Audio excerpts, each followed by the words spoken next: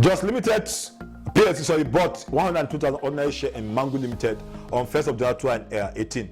The total share capital, ordinary share capital in Mango Limited is 75,000 naira. Ordinary 5,000 at 50 kobo each. Now, how am I going to now determine the percentage of control? In this case, the examiner did not give us whether it's 80% they Just Limited acquire Mango. They did not give us. The only thing the question said, they acquire 120,000 equity ordinary share in Mango. So for you to determine the percentage of control is equals to, the percent of control is equals to the number of shares acquired by parent all over the total number of shares of subsidiary times 100 is going to give you the percentage of that 80% or 60% or whatever. But here the only thing that's given to us is the number of shares that the parent company acquired in the subsidiary. So because you need that percentage for subsequent workings. Yeah, you need that. So in this case now, the first is that we have to go and okay, how many shares does the parent company acquired in that subsidiary? We are told in this case that the parent company acquired 120,000 shares in the subsidiary. So therefore we are going to say 120,000 over, okay, now let's go and look for what is the total number of shares of the subsidiary, which means the subsidiary now, what is the total number of shares are they having? Please, number, not value. Value of shares is different from number of shares. Value of share is the number times the price of the shares. But here, okay, now we are not giving the number of shares. Look at the total value. Okay, the total value of share capital of Mango is 75,000 naira, but we are told that the nominal price is 50 kobo. So for you to determine the number of shares that subsidiary has, which is Mango, of course you have to go and say, okay, 75,000 naira, you divide the total share capital value over the nominal price, which is 50 kobo. So by the time you divide 75,000 naira over 50 kobo, you are going to have 150,000 shares. So 150,000 shares are the number of shares subsidiary is having. Because if you say 150,000 times 50 kobo, it's still going to give you 75,000 naira. So which means, please note that 75,000 is not the number of shares in the subsidiary, because the nominal price is 50 kobo. For you to get the total number of shares, you have to go and divide the total value of the ordinary share of that subsidiary over the nominal price. That's going to give you the number of shares. Of course, if the nominal price is 1 naira, 75,000 divided by 1 naira is still going to give you 75,000. But here, the nominal price is less than 1 naira. So which means the number of shares cannot be the same thing with the value of that share. So which means here is going to be 150,000. So times 100. So you are going to get 80% and all that. So yeah, 80%. So we have gotten our percentage of control. So therefore, which means for me to determine the group structure, we are going to say, okay, just PLC acquire what? A Mango Limited, and remember it's 80%. NCI is still remaining 20%. The date of acquisition is 1st of January 2018. So this is what we call the group structure. So please, in case the percentage of control is not given to you, this is how to determine the percentage if in case it's not. So this is step one. Yeah, you have to be able to determine the group structure, the just PLC, which is the parent, subsidiary, percentage of control, NCI, and the date of acquisition. So that is that. So let's look at now the second step. The second step is that you should be able to determine the net assets of the subsidiary. Yeah, net asset of subsidiary. That's the next step. Remember, we're looking at procedures or steps that must be followed before an entity can consolidate. Yeah, those steps that must be followed. So which means now, in this case, Now, we want to look at what are those steps. The second now, here we want to look at, okay, yeah, and that steps, of course, we have DOA, DOC, and post-acquisition. Please, DOA simply means date of acquisition. Dates of acquisition. DOC simply means dates of consolidation or date of reporting, whatever you call it.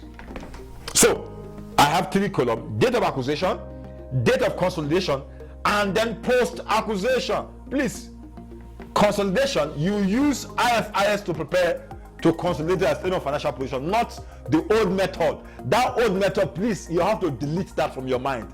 It's no longer used again to consolidate statement of financial position. Okay, so we want to look at now, what are those things that form the net assets of, remember, of the subsidiary. Of course, remember, I want to give you a format now. This is a format I'm giving you now. Remember, these are steps and procedure. This is step 2. Of course, we have ordinary share capital. A figure will be here. Remember, subsidiary not parent, no. Date of acquisition, the same amount is going to be here. Of course, post acquisition will be dashed, because if you say this minus this is going to give you this 0, or this minus this will give you 0, then of course we have share premium. These are the things that make up your net asset of subsidiary. The same thing too here, the same value here. Here you have then you have the retained earnings. Retained earnings, or you call it, sometimes they call it profit or loss, yeah, of the subsidiary. Please, date of acquisition, date of consolidation. Now please, and post acquisition. Most of the times when it comes to retained earnings or profit or loss account, the profit or loss account date of acquisition is always different from date of consolidation. Please, you have to note that. Yeah, because most of the time, maybe if you acquired a company maybe 2 years ago, 1st of January and all that, so you can't expect the profit or loss account of that company from that day you acquired them up to this moment. Of course, something must have changed from that period to this period. So the difference is what we are going to record. Let's assume here, as I did, you acquired the company, maybe is 10 million naira is the is the 10 million naira is the retained earnings or profit or loss account. But now after maybe 2 years, it's now 15 million naira. So which means post acquisition, after you acquire the company, which means you have an extra of 5 million. 15 minus 10 is going to give, so which is 5 million, is going to give us our post acquisition profit. Yeah, so you bring it here. Then of course, then we have what you call the fair value adjustment. Please, I'm going to explain this thing later. Fair value adjustment, or you call it revaluations. Fair value adjustment, you call it revaluation. Also the same figure here, you record here, same figure here, then here. Of course, we have then depreciation or amortization. It depends on what you are valuing or revaluing. If it's a tangible asset, you depreciate. If it's an intangible asset, you amortize. So you have a dash here because you depreciate at the end of the year, so it's going to be then of course you have on provision for unrealized profit. In bracket, please, I want to put subsidiary sold. Also here is going to be dash, which means when subsidiary sold to parent, you record that. So then other maybe component of equity, in case you have in the question, if any, you record them, if any. So these are the things that make up the net. Remember, this is a format I'm giving. This is not, I'm just giving a format. The ordinary share, the same amount here, I'm going to record the same amount here, it's going to be dash. Share premium, also the same amount here, the same amount, there's going to be dash. Retained earning, the figure you are going to have as a date of acquisition might not be the same thing the one you are going to have as a date of consolidation, so which means the difference will come to this place. Then of course you have fair value adjustment. Maybe there are times you are actually valuing one of the assets of the subsidiary as at the date of acquisition. You have to account for it in this place. So the same amount you are going to record, that's a surplus or the deficit. If it's surplus, you open the bracket. But if it's a deficit, put it inside bracket and all that, because an asset can be revalued either upward or downward revaluation. Then in case that asset has a lifespan, after the revaluation, you have to go and depreciate or amortize that particular asset to get the depreciation and all that. Then you have provision for unrealized profits, particularly when subsidiary is selling to parent. You have to go and remove that unrealized profit from the profit of that subsidiary. Then in case you have other component of equity, so you now add. Remember, this is a format. You add.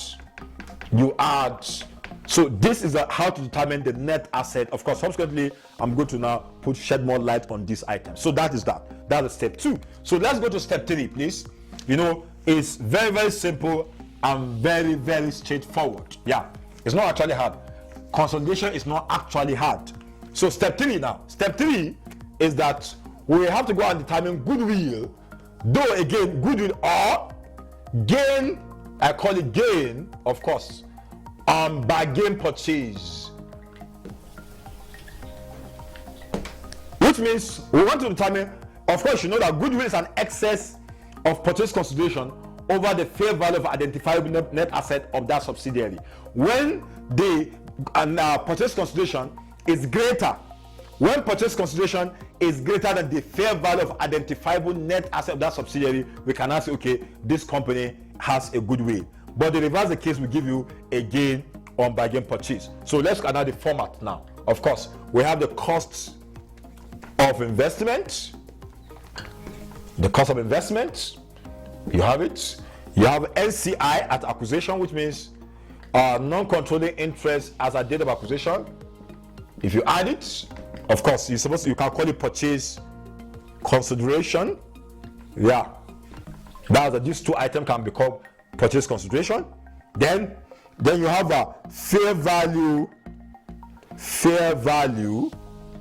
of net assets of subsidiary at acquisition.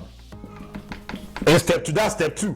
That DOA, the DOA you have under step 2. If you go back to step 2, you see the total DOA. That total DOA is what you are going to bring to this step 3. The total amount under date of acquisition. The total amount is what you are going to bring to this step 3. So whatever you have in that step. Now, of course, whatever you have here, in case you have impairment loss, if any, you record that.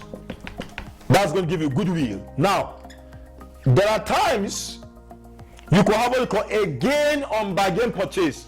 What do I mean by gain on bargain purchase is this. Let's assume, for example, cost of investment. Cost of investment means the amount the parent company using, paid to acquire the subsidiary. Let's assume the parent company paid, 100 million to acquire subsidiary. And let's assume the asset acquisition is 40,000 million, for example. So which means you have 140,000 million as your purchase consideration. So let's assume the fair value of net asset acquisition is 130 million, for example, So which means as long as the excess of these two, if this cost of addition of this cost of investment and this asset acquisition, if the combination of this addition of these two is greater than this fair value of net asset acquisition, which means you have a goodwill of 10 million. If addition of these two is greater than this, the difference is called goodwill.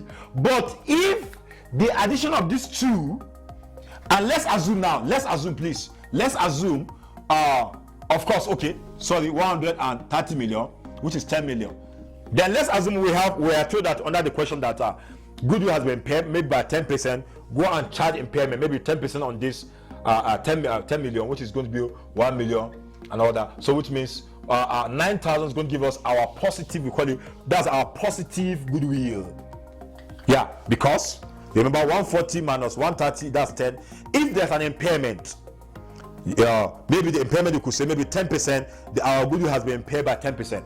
Charge 10% on this amount, whatever you have. Then, of course, if there's no impairment, this one becomes our positive, 10 million becomes our positive goodwill. But if there's an impairment, this becomes our goodwill. But again, in a situation whereby we have, let's assume the fair value of the net asset as a date of acquisition of that subsidiary, let's assume is 148 million, for example.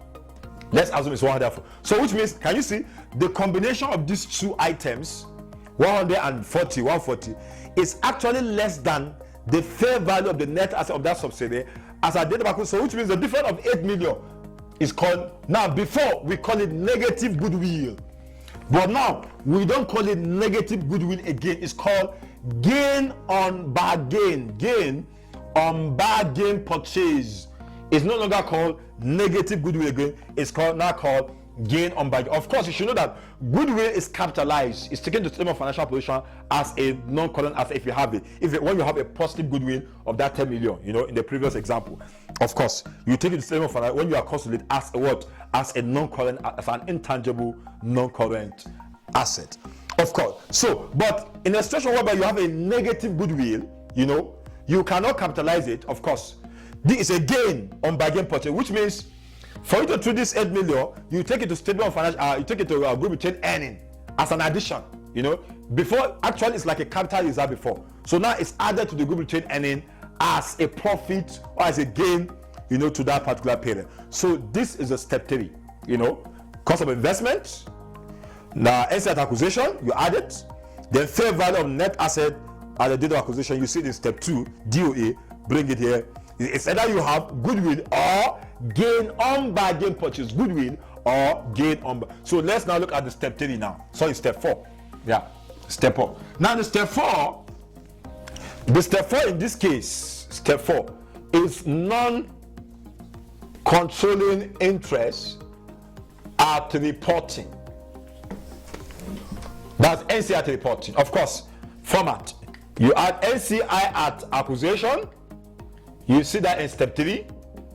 Then NCI share of post acquisition, which means NCI percentage times post acquisition profit.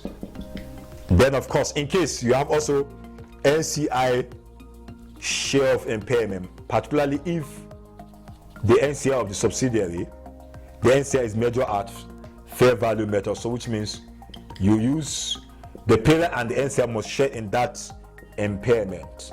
But if the NCI is measured at proportional method, it's only parent company that's going to share in that impairment. So that is that. So this is a step number 4. Yeah, this is step number 4. NCI acquisition, NCI share post acquisition, NCI percent times post acquisition profit. And how do you get? You go to step 2. You see post acquisition profit there. You share the percent of NCI, maybe 20% against 100,000, for example. You get the NCI share of impairment, 20% again, for example, then times the impairment value. You share it and all that. So let's go to step number 5, which these are major steps. There are others, but these are step number 5 now. There are other steps, but these are the 5th one. These 5 are the major steps you are going to come across. Then of course we have the group retained earnings. Group retained earnings. Then of course you have parent retained earnings. You bring it here. Parent share of post acquisition profit.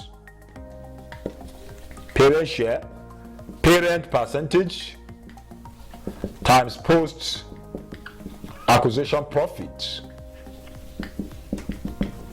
We have a parent share of impairment.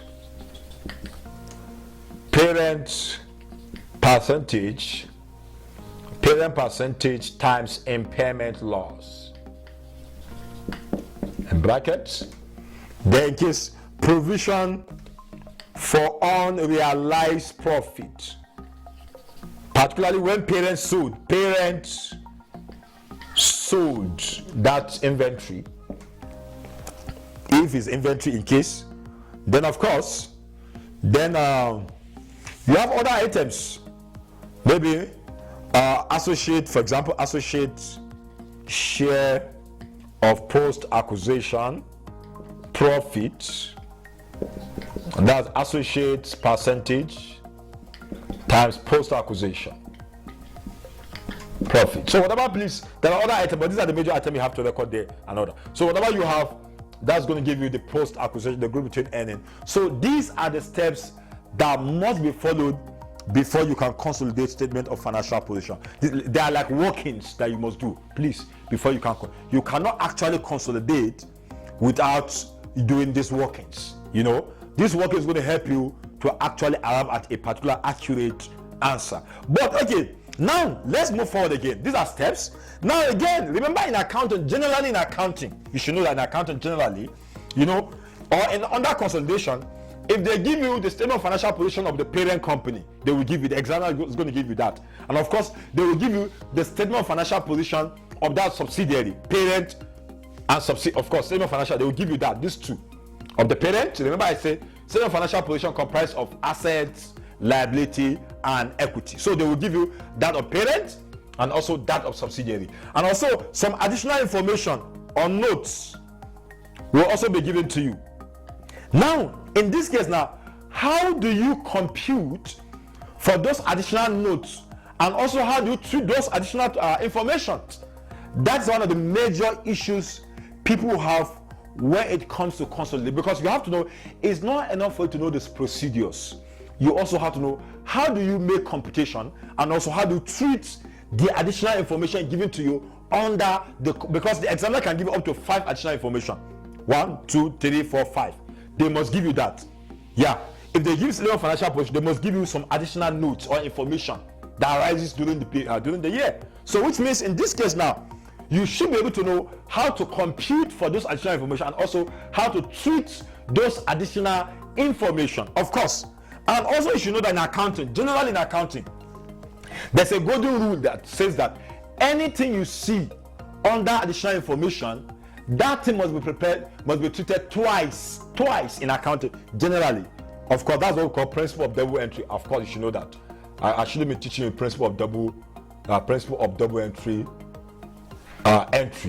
basically now. So in accounting, any additional information you have, that additional information has not been treated before. So now, which means you have to treat it twice. So now, let's now look at now what I call computation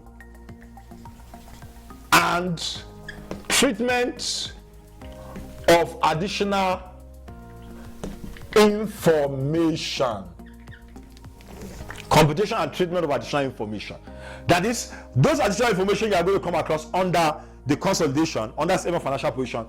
How are you going to compute or arrive at those figures, and also treat them in the statement of financial position when you ask to consolidate? That's the major issue students basically have under the consolidation. So let's now look at those.